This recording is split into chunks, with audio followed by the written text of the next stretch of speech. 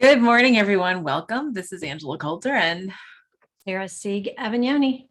bringing you this week's Ascended World. So today's sort of different as we didn't really have a clear topic. There's a lot of stuff that's floating around. I mean, it's not like there's nothing to talk about, Right, exactly. but nothing had really bubbled up. I mean, I know a lot of people want to talk about world events and stuff. It was interesting though, yesterday. So I was having a chat with somebody I met in an online course that I'm doing, and we were talking, and it has to do with speaking and whatever. And so she and I were doing sort of like a buddy session, and she had asked if I could just give her some feedback because she was trying to figure out, like, she's been doing one thing for like 10 years and it was sort of an accidental thing, and she fell into it and she's successful at it and it's allowed her the life she loves, but she doesn't like doing it, so she wants to find something else, and so blah blah blah. So anyway, so we're talking about all this stuff. We got into all these discussions about energy work. We got all this it's not what she does, but she's very adept and understanding of all the energy stuff. And so we got into talking about a lot of stuff that straddled. And it was really funny because we were talking about the college she went to, and she said, yeah, she was, and it's a college that's known to be very different in the approach of things, and they're very socially conscious. And she said, and I did this one course, and I guess it was her senior year, where we were able to develop our own theme, like what we wanted to focus on. And we focused on all the social, it was like collective, social economics, and then it was like, community economics and local or whatever. And she's like, and at the end of the day, after all of this research and all this stuff and pouring our hearts into it, it really came down to, if you take care of yourself, you're going to take care of the community. If you take care of the community, you're going to take care of the larger, thing and whatever. Right. And so I said, yeah, well, that's pretty funny, because that's pretty much what I always tell people when they come to me and they say, well, how do I change the world? And I'm like, well, you change yourself. Right. And I feel like that's a really elementary topic, but it's a really important one, because we have so many things going on in the world, right? Right. And it was funny because I said that, and then later on, we were talking about all this other stuff, and I said, at the end of the day, I'm like, if we all live by example, right, of making the best life that we can possibly live, right, then people are going to either be, when we had our discussion with Yasmin on Zoom on Friday, and she said, I can't remember what word she told me to replace, because we were talking about like looking at things differently. And she said, well, what if you use the word inspire? Right. And I was like, right. So if we inspire others through being the change, right, then we help others take action for themselves, which then changes the flow of the collective. Right. Well, and you can look at that at I don't want to use the term good and bad, but you can look at it from both sides of that. Compliment is someone was talking about world events and what Putin was doing, and he was off his nut and all this kind of stuff. And I said, but there's another way to look at it, is if this is what it takes to change the world, then he needs to keep doing it. Right. Absolutely. Because the world needs to change. And I'm not saying that, I hope that he's successful in his deployment of nuclear weapons and, destroying so much. But if this is what brings world peace, I'm all for it. Right. And so if that's the way he's choosing to take care of it and be an example. Well, right. And then, the funny thing is, not that we want to roll our eyes, but what we've been saying is we've had the opportunity to make massive changes over the last 2 years. Right. And we have made some. Well, We have and the a- fact that this is hitting against some resistance tells me that there has been some impact. right, right. So, but we obviously still have more to go, right? So Right. here's our choice. Do we want to make it a huge monster, cataclysmic event, right? Or just have a catalytic event that allows us to finally get into alignment with that different kind of consciousness. Well, and it's like, which change are you more comfortable with? Yeah, Changing how you're doing things or staying the same, right. which is really changing what you want. Because if you decide to stick with not changing, then you've got to adjust your expectations. You've got to adjust, I'm happy with this. You have to change something. Yeah. Well, and we see, it's funny, see a lot of things out there that are like, oh, well, let's hold space for, the Okay. Ukraine. And it's like, well, how about holding space for Russia too? That they can make a different choice, Right. or that they can stand fast against opposition. Right. Yeah. Or that we hold space for everyone to be able to play their part in the way that we can come out of this in a more productive manner, in a more positively or flowing productive manner versus having to create monstrous, Right. And if we could come to the place of it's not us and them, it's just us. And Right. this is, this is our earth, Right. or Right. or we're parasites on our earth. And that it's not, taking care of yourself also overflows and spills into taking care of the earth. Yes. Well, and right. And at the end of the day, so so this is funny because, we talk about, this is a collective stream of consciousness, how we got into doing this to begin with, right? You and I have been talking about that. So you and I Right. started talking years ago, right? About, we would have just an energy share with each other every week, right? And then we realized you and I would always have parallel things, even if we hadn't talked to each other all week, and Right. blah, blah, blah, right?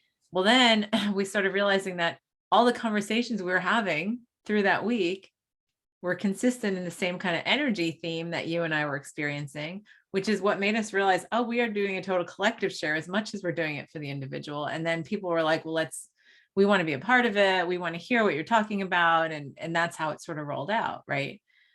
So if you think about that, that's where it goes back to when we work on ourselves, we're working on the collective. Exactly. Right. Right. If we work on our peace and our centeredness, and if everybody did that, it's so easy, right? And people say, oh yeah, no, it can't be that easy. Or they think, oh, that's just woo-woo stuff, right? Right.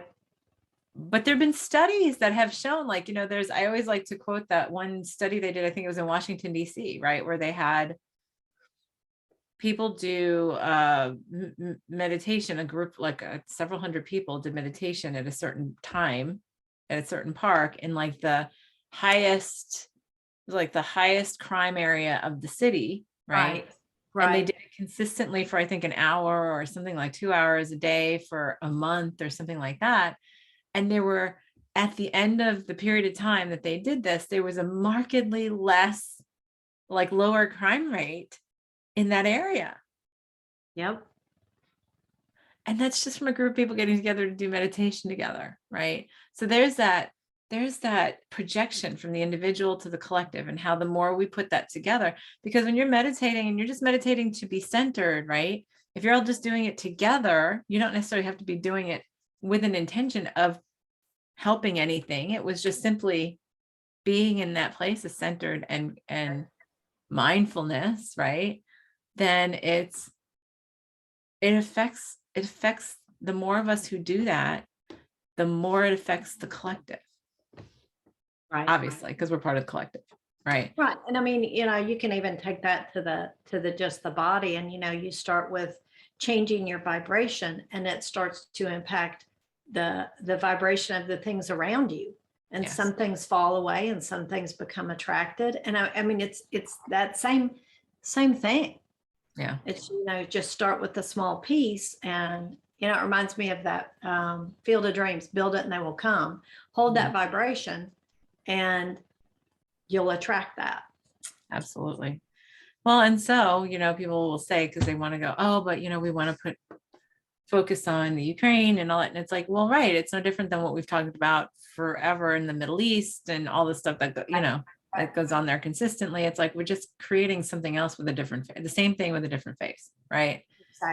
Exactly. And so Right. we're going to test ourselves. Can we get the message? We have to hold space for everyone, not just the Ukraine, not just Putin and the Russians, right? Everyone, for us to finally get that connection of centeredness, peace within, Right. creates centeredness and peace without. Yep. And that's pretty much, it simplifies, it so oversimplifies everything that we do, everything that we talk about. But we tend to criticize that, right? Right. Well, because it can't be that easy, because that defeats that, like we talked about some this weekend. It takes away our intrigue with problem solving and creativity. It loses the creativity. It's like, oh, well, that's not a challenge. Right. So why am I interested in that then? Well, and so here's another, let's go down the rabbit hole. Because when we back off, and here's the thing, it all comes down to ourselves, right? You and I know this. It all comes down to me. It's all about me, right? Just like it for you, it's all about you, right? Absolutely. So when we come down to different things and we see things, and I've, was seeing some things within myself that I have been very crafty at hiding from myself for a long time. Right.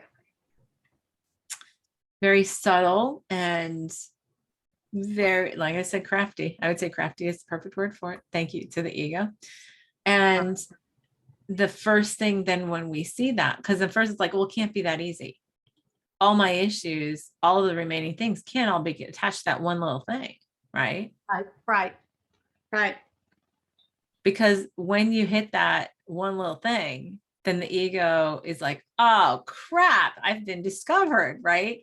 No. Look over here, look over there, look over here. No, don't look here. No. And then it gets desperate, right? So then the more you have this definitive thing showing in front of you saying, no, this is it. This is the thing. This is the seed. And when you change this, that's it. That's going to ripple everything else. And then the ego goes, oh no, I can't. It's not that easy. And then when you realize it is that easy, right? Then what comes up is the self-judgment. Right. Like, how could I have done that? Like, why would I have done that? Why would I have created that? Why have I allowed that? Why did I convince myself of this? Like, and then it's like, right. If we all went inside and found self-love, yeah, here's our shameless plug for our 7 essences, right? Right. If we went inside and found worthiness and trust and, Messages. the messages, the Forgiveness. the gratitude, the self-responsibility, the compliments of the shadow, and self-love. When we find all those 7 things, everything disappears. Everything goes away. Good morning, Gloria. Right. Everything becomes love. Everything becomes centered. Everything becomes flowing. And then the ego says, this is too easy. This isn't exciting enough. This is not. It just can't be real. Yes. Yeah. Yep. And then we judge ourselves for saying that. Like, so it's that whole circle, right? So that's what I've been fighting with when I discovered this one thing, that's been so subtle. And I'm like, wow, so much self-judgment, right? And then it's like, well, how do I do this? How do I step out of this? That I have it so skillfully loomed into my reality in so many different places. How do I do that without blowing up my reality? Right? Because then we think it has to be more complex. Then the ego looks for the complexity, right? Right, right. Well, and they look for the chink in the armor that they can pick at until it becomes, oh, see, I told you. Right, I right. told you this wasn't it. Well, because if you look for it, you're going to You'll create it. find it. You'll find it Absolutely. by You'll creation. create it to find it. Yeah. So then you're like, okay, well, what do I do here? Right. Go. Well, and back to, well, yeah, well, then this is just no fun. Right. It's like, so then the ego doesn't want things to be fun. We say we do, and we say we want to strive for that and the pure Right. happiness and bliss, but that's not what we really want. We want the problem solving and the struggle and The challenge. the challenge, right? And well, I don't know this, so I need to strive to acquire that knowledge and to acquire that car and acquire that big house and acquire that vacation and all these things because I don't have that. And we love that. Yeah. It's why we're here. So Right. why would we want to make it any different? Right. And then when we have all of that, then it's something else. I don't have a relationship. I don't have a this. I don't have a that, yeah. I don't have the right relationship. Yeah. Or I don't have the right friends, or I don't have the right family, or I don't have, and it's until we quiet that voice, what we really are seeking is that love, that self-love. Yeah. Validation for self-love. That's what we're seeking. Yeah. Right. And that's the motivation for so many of our things is if I do this, I'll be loved. I'll be revered. I'll be remembered. It's funny because that's like one of our biggest things is being remembered, right? Yes. Having made an impact on Yes. humanity. Yes. In fact, I was thinking about that. I ran across something that a box, or I think it was a desk drawer or something, that I had just taken stuff out of my father's desk drawer and just put it in that desk drawer. And I opened it and I was just, because it was things that meant a lot to him. And I started, and some of it was odd things, like he would save every rubber band and every paper clip. And it was just like, wow. And I just started thinking about how he invested so much energy into that. And now, even though I observed that and knew, here it is several years later, and I look back on it and go, wow, what a waste. Because that isn't still here. Right. And it has no meaning. And it really got me to looking at what does have meaning. Right. And it's certainly not not whether the dishwasher was loaded right, or whether the paper towels come over the top or come out under the bottom, or whether I feel I've accomplished something today, or I marked something off my to-do list. And it's like, those things aren't what last. Yes. And it's like, the saying is that nobody lays on their deathbed and said they wish they'd worked harder, more hours, Right. taken fewer vacations, Right. did more laundry. Did more laundry. Yeah, that's the one. Right? Yeah. Yeah. So yeah. And we look at that stuff of like, how many things drive us? How many things drive us by that? Like wanting to make a mark, right? For the purpose of making a mark. And not realizing that we sort of rolled off into a completely different direction, but in not realizing that, well, if we were if we're born, if we've embodied here, if this part of our consciousness has embodied here, it is embodied here because it's important as part of the whole symphony, right? And you might not know what that consciously, what that is. It could be a 5-minute period of your entire life that your entire life had to lead up to, right? To get to that 5-minute period. Right. That just came into some kind of symphonic harmony with something, right? Because that's what we create in duality. And this is where a lot of people just sort of go, oh, they just get glazed over. But it's like, but that's the bigger picture, right? Right. And so the thing is, if we are born and embody ourselves here, then we have a purpose as a part of the symphony in this duality, right? While we're here. And so we don't have to strive for it because it's already done. We've already created Right. it Right. by our existence, right? Right. And so Well, and there's so many movies that and TV shows, where they talk about temporal mechanics and about how if you go back in time, you cannot change anything because everything, then you'll change the future. And everything is perfect as it is. And you change one tiny little thing and it has that ripple effect into the the butterfly future. effect, yeah. Right. Yeah. Which just sits there and says, yes, everything is perfect as it is. You being here doing exactly what you're doing at the exact moment you're doing it. Right. And of course, by the way, we do it in a million different timelines, parallel timelines. Right. So we do every possible choice anyway, just in different parts of our consciousness. Right. We can talk about that on a different day, but so there is no imperfections.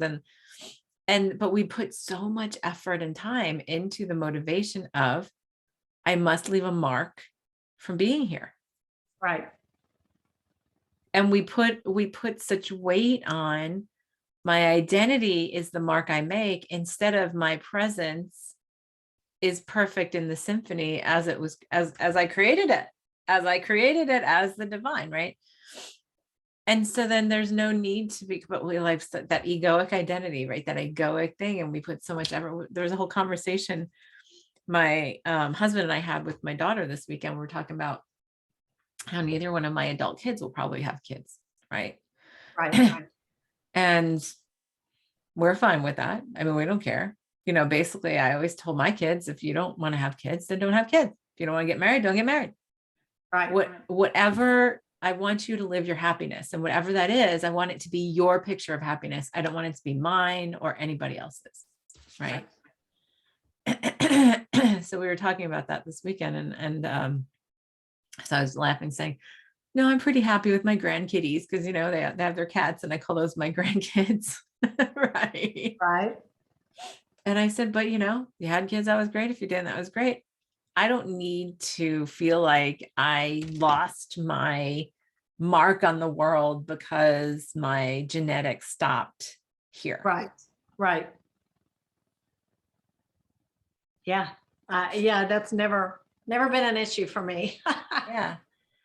And there's still so much on that. And that all has to do with, leaving a mark. And so like what I've started to think is, I feel like there's a lot more people that's where the genetic lines are stopping because there are a lot more people not having kids, right? Starting to not have kids. Right. And my theory around that is that as we complete the lessons that we created down familial lines, right, that we wanted to experience, as we complete them, we're like, okay, we're done.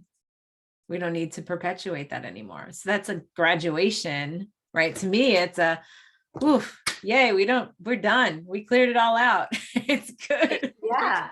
We completed it. It's great. Check that box. Now we can just move on. I can go back to the Pleiades or wherever, Yeah. So, so many different things. And this is like seemingly going in all these directions, but it's all connected back to the same thing. I mean, what is our motivation? Oh, I want to make I want to make my mark on the world, right? I want to be the one who thinks of the solution. I want to be the one who creates the war. I want to be the one who does this. And then I'm remembered. How many people have been like notorious criminals, right? And Right. they thrive on the publicity they got. They don't care that it's negative publicity. Right. Absolutely. Right. Yeah. But it's like, how many likes do you have on social media? How many, followers do you have? Like, look at what we've become. We've become so egomaniacal in terms of I need to be remembered and seen and whatever, right? Right. And And I need to influence people. yes. The Yes. whole new category of influencers. Right. Right. Why? Yeah, that's a big conversation too. But to a place of, well, because it makes me feel like I'm worthy of being loved because it masks that I don't love myself. So we circled all the way back around to self-love. Right. Good morning, Michael. So it's like, so take a deep breath into that, right? It all goes back to self-love. And it is that simple. And it goes back to, what can we do to help the world? We can work on ourselves. That's all we Right. can do. That's Right. all we can really do. Because if we're driven because we're guided and we trust that guidance and we do it from self-love and we do it from worthiness and all that kind of stuff, then we will always be in the right place at the right time, always make the perfect mark, right?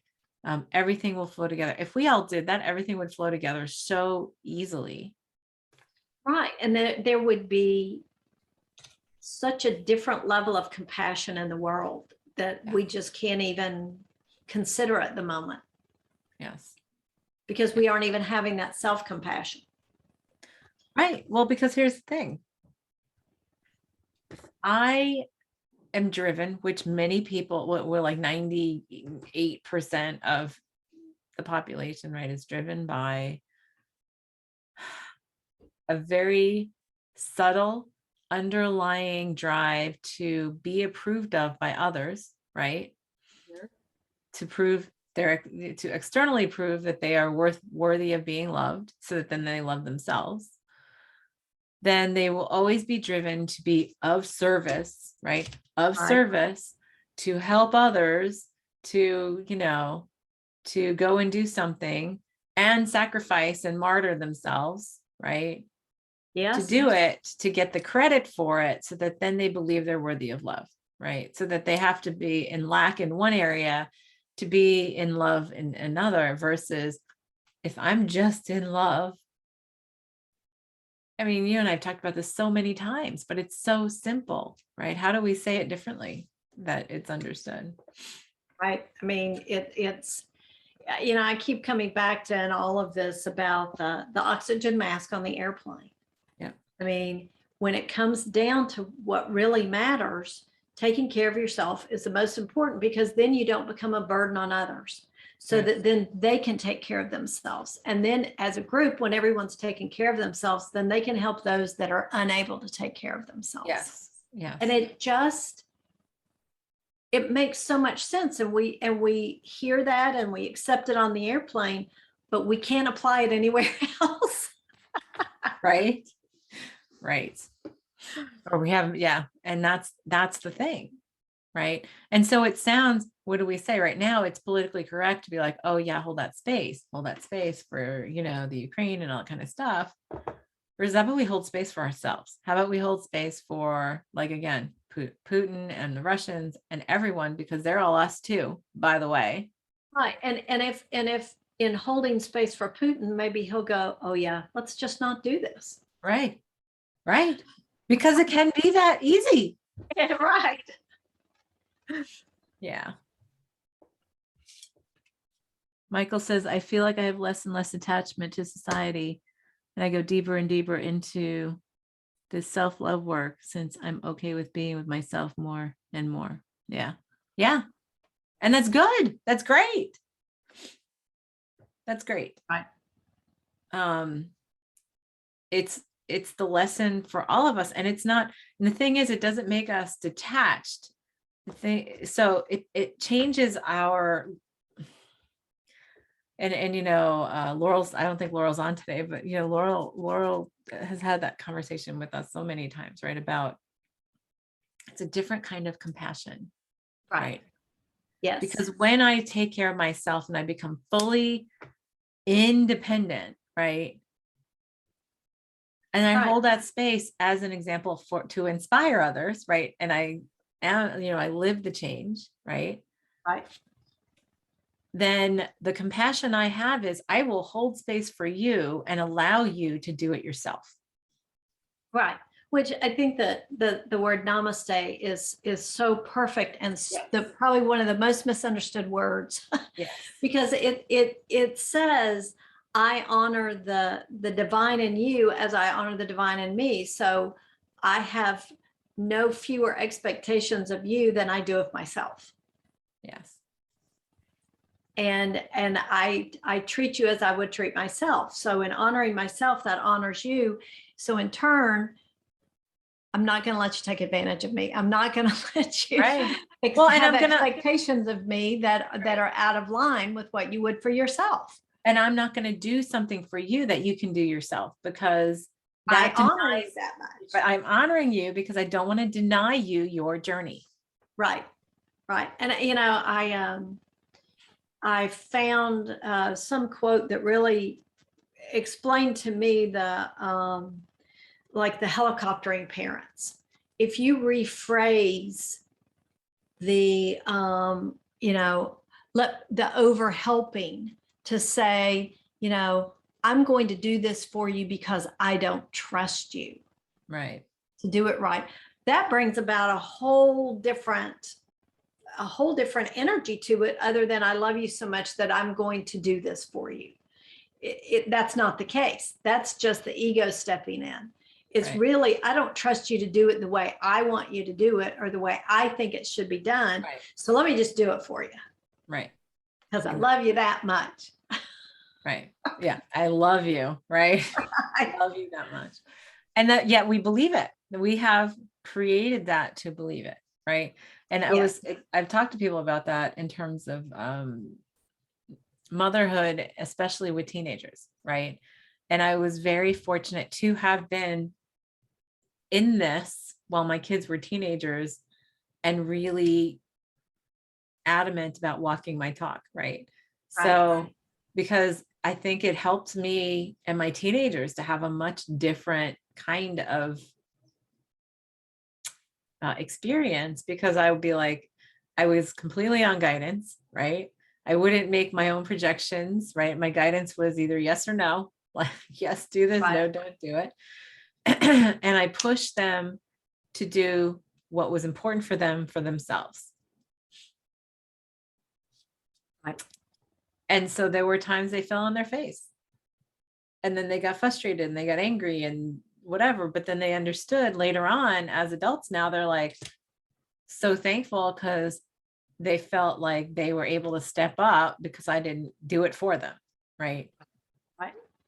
And they knew I was perfectly capable of doing it for them, but I would step back and be like, And now there are some things I have done, but there are things, but for the bigger things, it was like, no, this is it. This is how this is for you to do.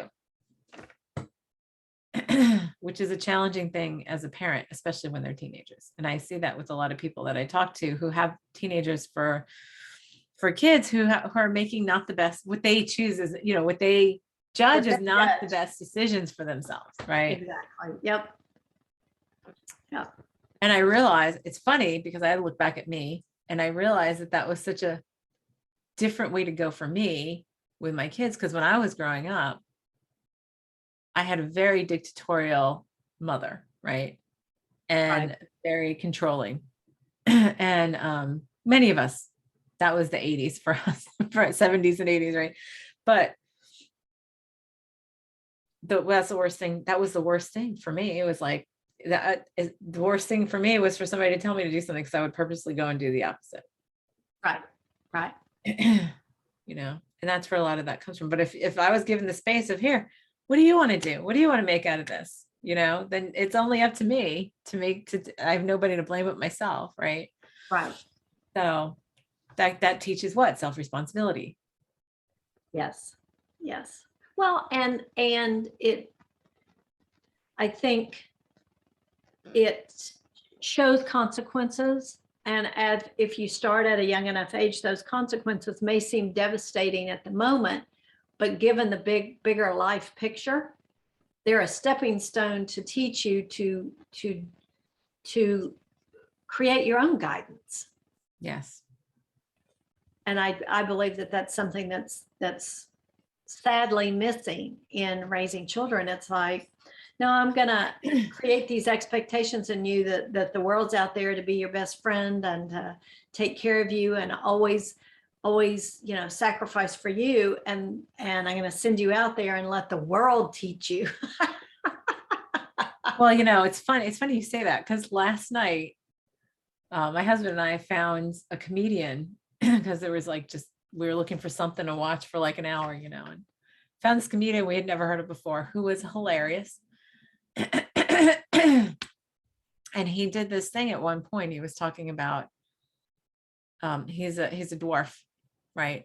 And so his whole thing, was hysterical. And he said, my parents were normal, and in fact, my father made so many jokes about, it was constant. And he goes, and you know why? And people think, he's like, so before you go down that path of, poor guy, your father. And he's like, no, my father prepared me for the world.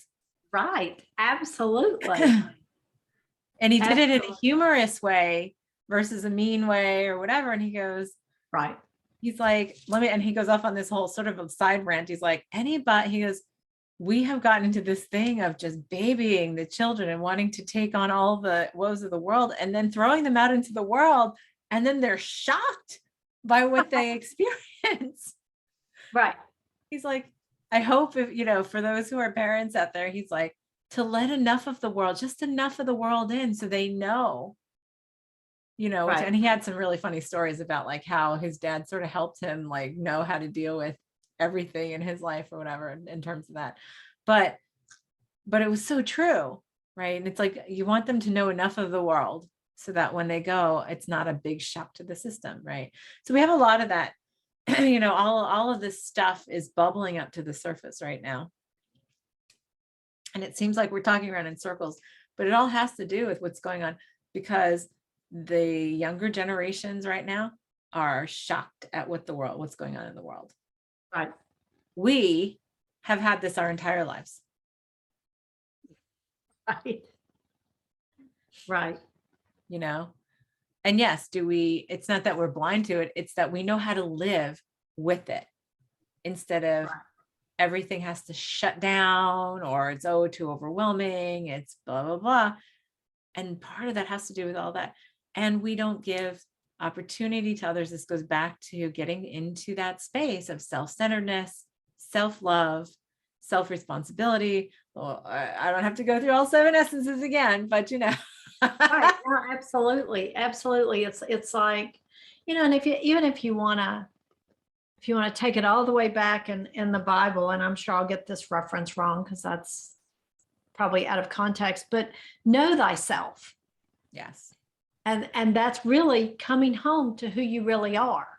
Yep. Coming home and to that place of understanding and nourishing and acceptance. And that is putting the oxygen mask on yourself first.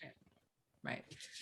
And there's nothing. So going back to nothing is wrong, right? Right. It's all perfect because it's to have forced a lot of this stuff to the surface, right? Look at how much we have forced to the surface. I will say the last 2 years have been some of the most productive years in memory in terms of shifting and changing in terms of our consciousness. Right. So yes, at some level, are those generations here to have that experience, to shock it out of their system? Maybe, right? Right.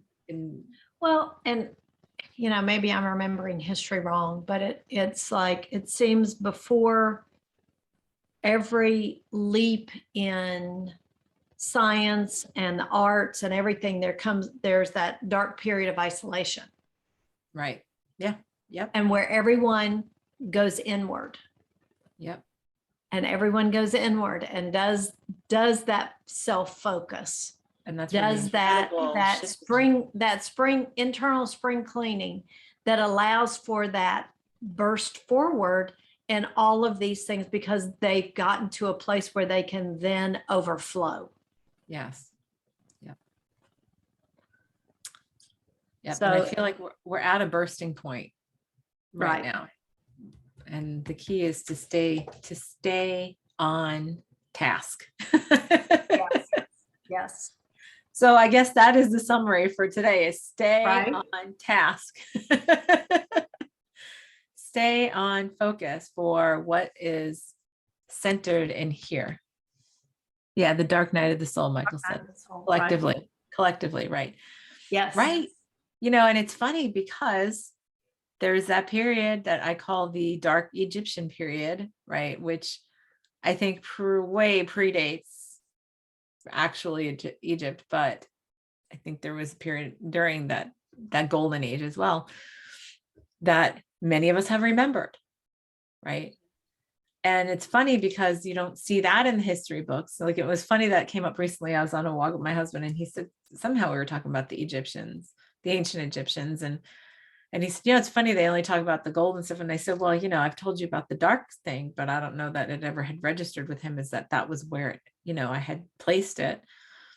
And I said, you know, and I had never seen any evidence of it except one night I was flipping channels and it was, I don't know, just randomly, probably History Channel or something. They were doing something on Egypt. And they said, you know, the thing that people don't talk about is that there's this whole area that was like, it had some like literally like their version of graffiti, and, you know, things were vandalized and torn up or whatever from back then, not like now. Right. And it came up, and it was a very dark period that nobody really knows about, right? And that was like the only time I have ever seen it acknowledged anywhere, you know. But it's like, yeah, we've had them periodically through Right. our eons here. And we talk about how, you know, with each new ruler, each new pharaoh that came up, he rewrote history. Right. And so much was lost. Well, we do the same thing. Oh yeah, we do. We do the same thing with, you know, restricting books in libraries, rewriting history books, leaving out this or making it not sound as bad. I mean, it's the same thing. All still It's the based on same judgment. thing. Right. Right. And you know, the other thing to remember is, because this is something that we came to, funny because my youngest she was a history major in college, right? And so she's really, and the other one was an archaeology major. So they're all into history and stuff.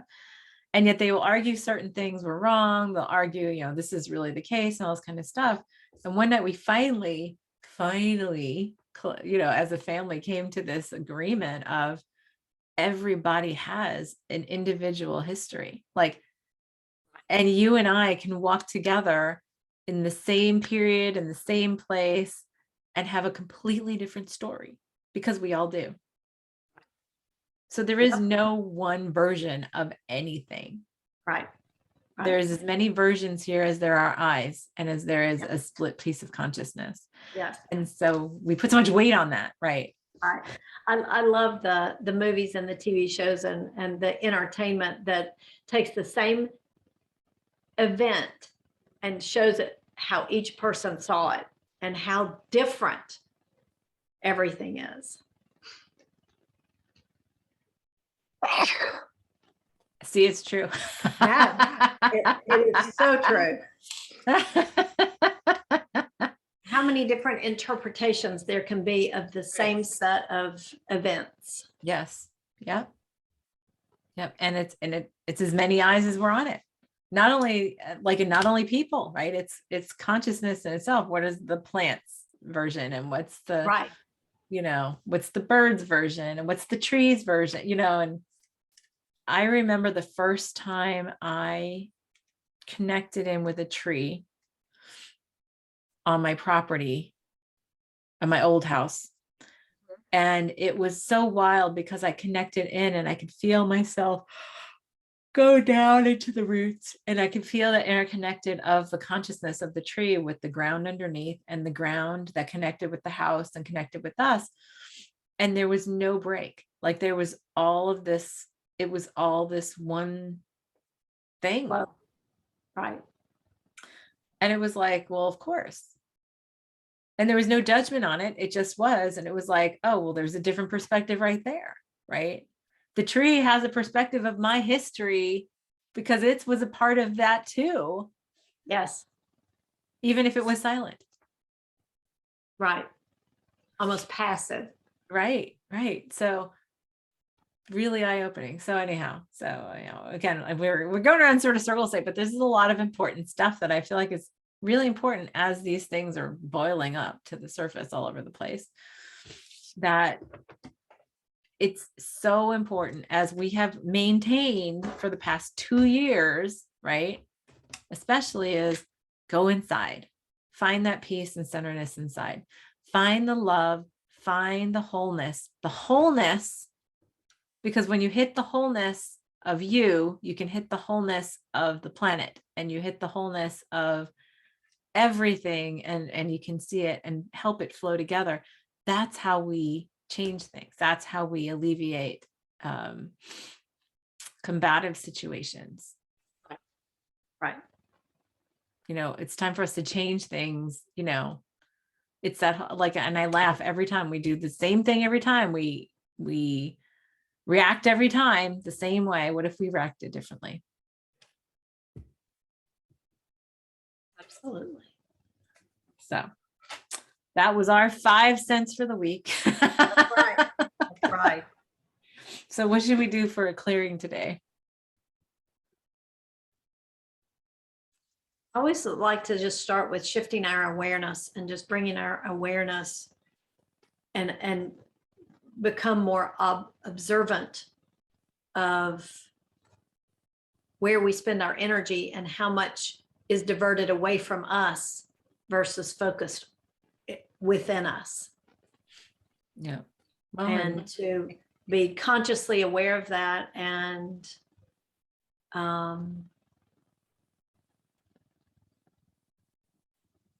ready, willing, and able to shift it.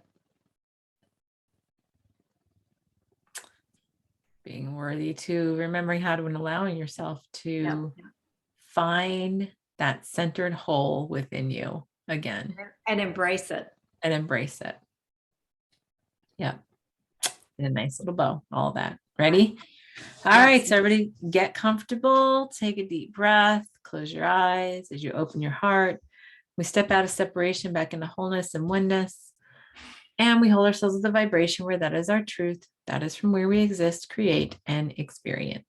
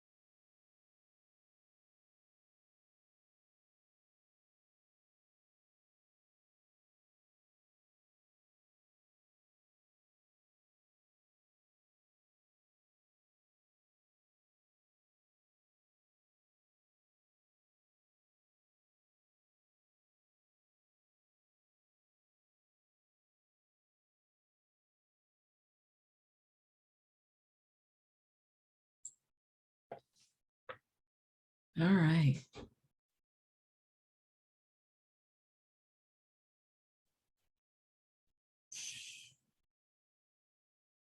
Boy, that was a little rocky for me. I don't know.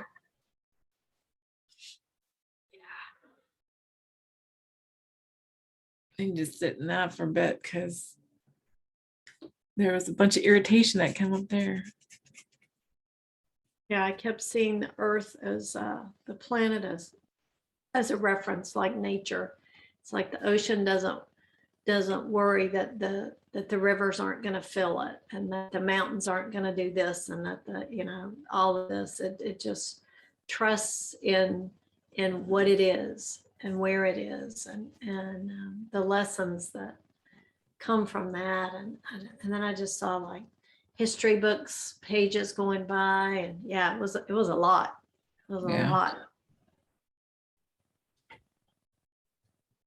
Michael says, had an awareness that the mental chatter in my head at the beginning of meditation was where I was putting my energy in primarily.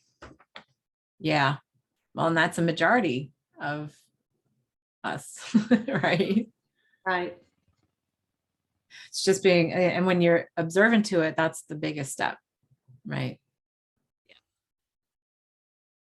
Yeah, I had a bunch of chatter in the beginning, and I just kept on coming back to center, coming back to center, going back to center, It was weird because I usually don't have that kind of problem, but yeah. And I realized it wasn't just my chatter, it was everything, as well. Right. And that's the whole thing, is for us to master our own chatter, right? So then we can master the collective chatter. Yes. Yeah. Yeah, for us to look at and focus on this week. So everyone stay there. Let's focus on that. If we all focus on that, that'll help everything, really. So that's the torch to pass, All right, everyone. Thank you for joining us. We will see you next time. This is Angela Coulter, and There's the Avagnoni. signing off with this week's Ascended World. Have a good one.